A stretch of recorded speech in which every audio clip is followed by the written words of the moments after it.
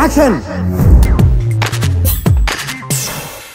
ముంతాజ్ కోసం షాజహాన్ తాజ్మహల్ కట్టించాడు.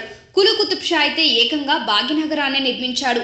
మరి మగవాడి కోసం ఏ ఆడదైనా చిన్న గుడిసైనా కట్టిందా అని మగవాళ్ళు తరచూ ఆడవాళ్ళని ఆడిపోసుకోవడం మనకు తెలిసిందే. కానీ ఆడవాళ్ళు నిర్మించిన అద్భుత కట్టడాలు కూడా ఉన్నాయంటే ఆశ్చర్యపోతారు ఎవరైనా.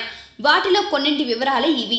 ఇంచుమించు తాజ్మహల్ ఆకారంలోని దానికన్నా ముందే కట్టిన పెద్ద పాలరాతి సమాధి ఒకటి ఆగ్రాలోని యమునా నది తీరంలో ఉంది. ఇత్మద్వుద్ దౌలాగా పిలువడే దీనిని నూర్జహాన్ తన తండ్రి జ్ఞాపకార్థం కట్టించింది.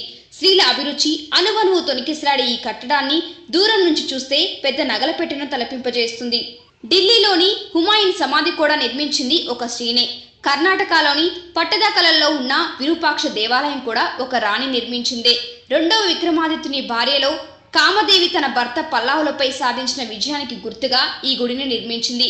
గుజరాత్లోని 7 అంతస్తుల బావి రాణికి వావ్. దీనిని సోలంకి రాజు 1వ భీమదేవుడి జ్ఞాపకార్థం అతడి భార్య ఉదయమతి నిర్మించింది.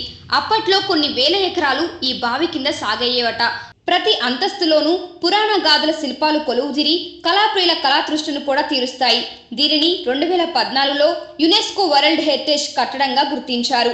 కర్ణాటకలోని మీర్జాన్ కోటను నిర్మించింది చెన్నామహాదేవి. ఇలాంటి అద్భుతమైన కట్టడాలు మహిళలు నిర్మించినవి ఎన్నో మరెన్నో. మీకు ఈ వీడియో నచ్చితే ఒక లైక్ కొట్టండి, లేకపోతే కామెంట్ చేయండి. బట్ సబ్స్క్రైబ్ చేయడం మర్చిపోకండి.